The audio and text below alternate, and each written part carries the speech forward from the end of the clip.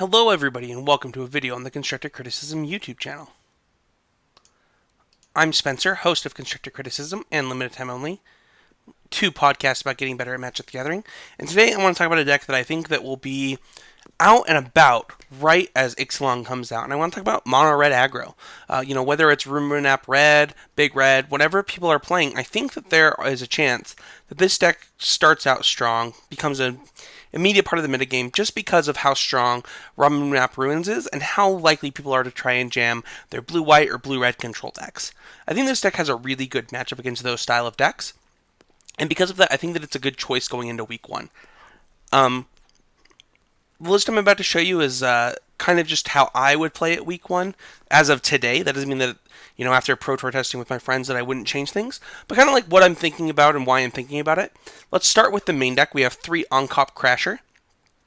This card is one that could be a 4 of. I think it's one of the better cards in the deck. Being able to really quickly add power to the board while stopping your opponent from being able to block is pretty important. The problem and the reason that I have 3 of these is because you lose so many 1-drops in this deck that you have less chance of having a full board when it comes into play. I do still have the 4 Bomat Courier. This card just kind of proved itself last season. It's a card that people weren't sure if it was good or not. I think that it really did prove that it has what it takes to be a huge part of a mono red aggro deck. Even in draws where you didn't draw some of your more powerful 1-drops, it still was such a powerful part of the game, coming down before people were playing creatures, while you would remove things with your other removal spells, just getting this in again and again and again, and then eventually sacrificing it for an advantage. I think that the card looks bad, but just has kind of proven itself to be a reason to play mono red, in all honesty, or a reason to play red black, or, whatever red aggressive deck that wants this card. It's a huge part of that game. Earthshaker Khenra, we still have 4 of this card. I think this card's easily one of the best cards in the deck. If you go Bomat Courier into this, into Ahn-Crop Crasher, you're usually going to win those kind of games. And, just being able to make it so a creature can't block, being a late game threat, with Eternalize, letting you play a little bit more land count, so that you can both be a Ramunap red deck with Ramunap Ruins, and this, discarding this to Hazoret. It's just got all kinds of synergies. It's great in the deck. And it really pressures your opponent. And I think that it's a huge part of why this deck gains so much velocity in the last format. It's just because of the pure power of Earthshaker Khenra. We still have 3 Hazoret the Fervent. This is another one that could be 4 of, depending on how you want to build this deck. I think that Hazoret is exactly what I thought it would be. Just a huge powerhouse, being able to close out games quickly.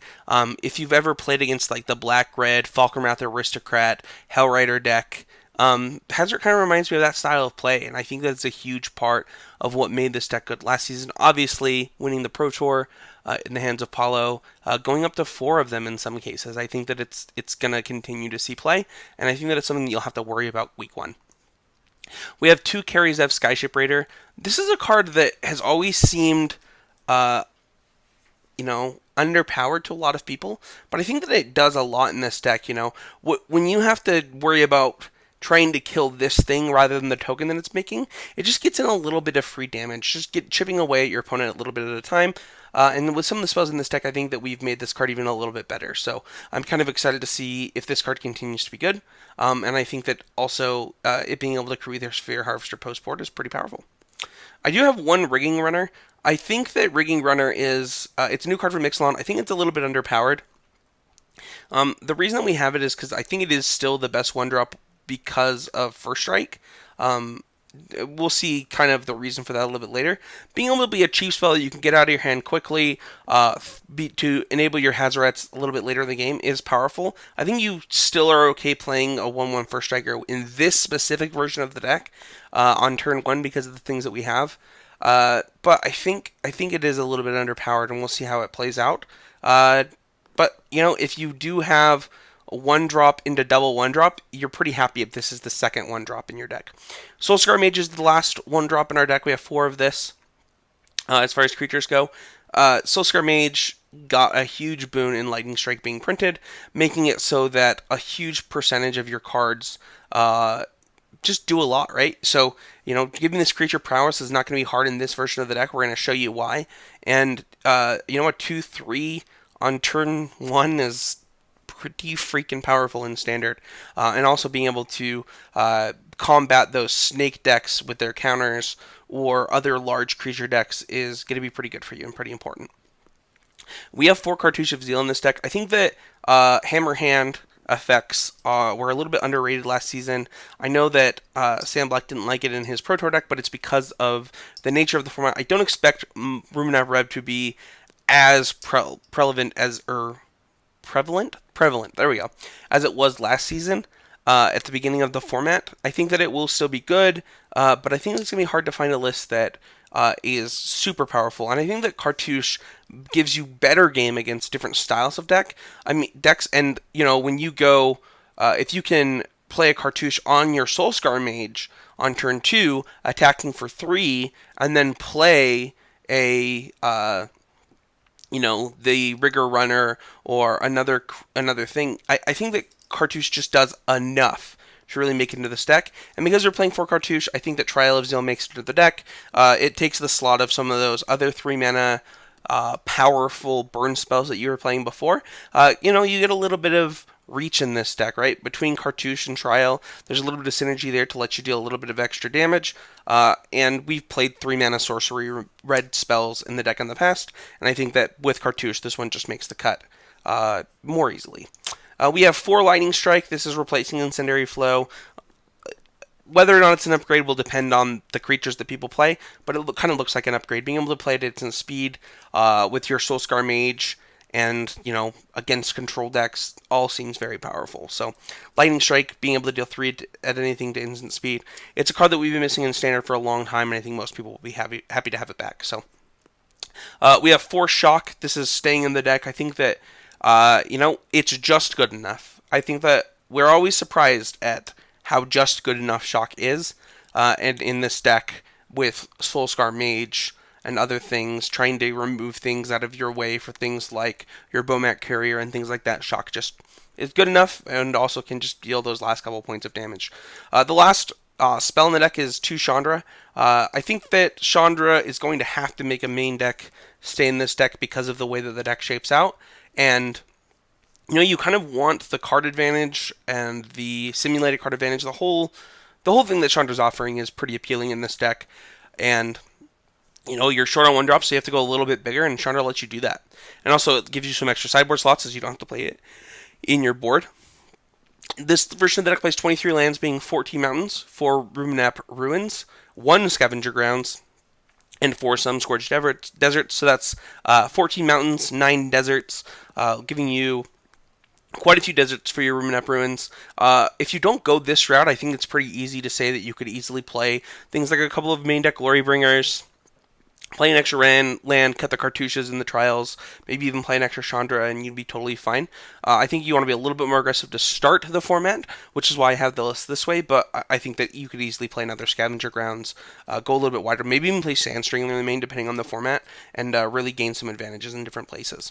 In the sideboard, we have 2 Aethersphere Harvester. I think that this card was MVP in a lot of mirror matches, low against some of the aggressive decks that you might expect, and also pretty good against things that just can't deal with flyers, so really makes a good spot in the sideboard. We have 2 Glorybringer. This could be 1 Glorybringer if you want to play some in the main and then just go even a little bit bigger sideboard. Pia Nalaar is one that I've been impressed with out of the sideboard, especially if you have an Aethersphere package. Being able to just quickly sacrifice an artifact, make something not be able to block, also have to give that artifact a little bit of fire-breathing effect. Also, being able to crew Aethersphere Harvester. There's a lot of things going on with Pia Nalaar, and I think it includes a sideboard slot, and really pads your life total and lets you go a little bit bigger in the postboard games in the mirror specifically. Sand Strangler is one that obviously you want against things like the green decks. You want to be able to do this in the mirror. It fits a very nice role in giving you a simulated card advantage, getting 2-for-1s, and it's something that I think you're happy to play. We have 2 Abrades in the board, being able to deal with some big annoying artifacts, and the green snake decks, if green-black counters is the thing you're going to want Abrades in your board, it's going to be really important. Also, being able to just board into a little bit more removal in matchups where it matters, I think is going to be key. If you also have 2 Chandra's Feet for the mirror match. Being able to defeat opposing Chandras is going to be important, and I think that you would be mistaken not to have some of these in your board. We do have that Scavenger Ground to go to 24 lands post-board if you go a little bit bigger with those Sand Stranglers and Glorybringers. I think that's really important. I think that you can't actually afford to play on 23 lands. Going a little bit bigger with Chandras, Glorybringers, Pias, Aethersphere Harvester, Sand Stranglers. There's a lot of things going on there. And then the last card we have in our sideboard is 2 Kari's Expertise. I think that when you think about this card, it's going to give you a lot of advantage when you want to be go against a big deck. When you're thinking about going in against those green decks, you might board in Kari's Expertise, Sand Strangler, and Abrade, and really try and get them with that Kari's Expertise, right? Stealing their very large creature that you weren't able to deal with, killing something else with a removal spell, and then attacking all out and just really getting them. I think Kari's Expertise is a huge part of the sideboard now, as you need something to get you past those decks that maybe things like Glorybringer and your removal spells can't get past. So that's it for the deck this week. Leave a comment. Let me know what you think. You can go to patreon.com/ccmtg to become a patron of this content, all of our other content. Everything is really appreciated. If everybody watching donated just $1 or more per month, we'd be able to quit our jobs, do Magic content full time. It would mean the world to us. If you have any thoughts or suggestions for the content, leave a comment. I love to hear it. This is a deck that I think will be a part of the metagame. I don't know what will be in this variety, but I think that something like this we'll see play. Let me know what you think of this, and we'll see you guys all next week. Thank you so much for watching this week's Deck Tech, everybody. I hope you enjoyed it. Don't forget to check out our sponsor at Flipside Gaming. You can use the code CCMTG at checkout to get a discount, and they'll ship me back a little bit something too. We really appreciate their sponsorship. Check them out, flipsidegaming.com. Thank you, everybody. Don't forget to leave a comment, leave a like, hit that subscribe button, and we'll see you guys all next time for another Deck Tech on Constructive Criticism YouTube. Bye, everybody.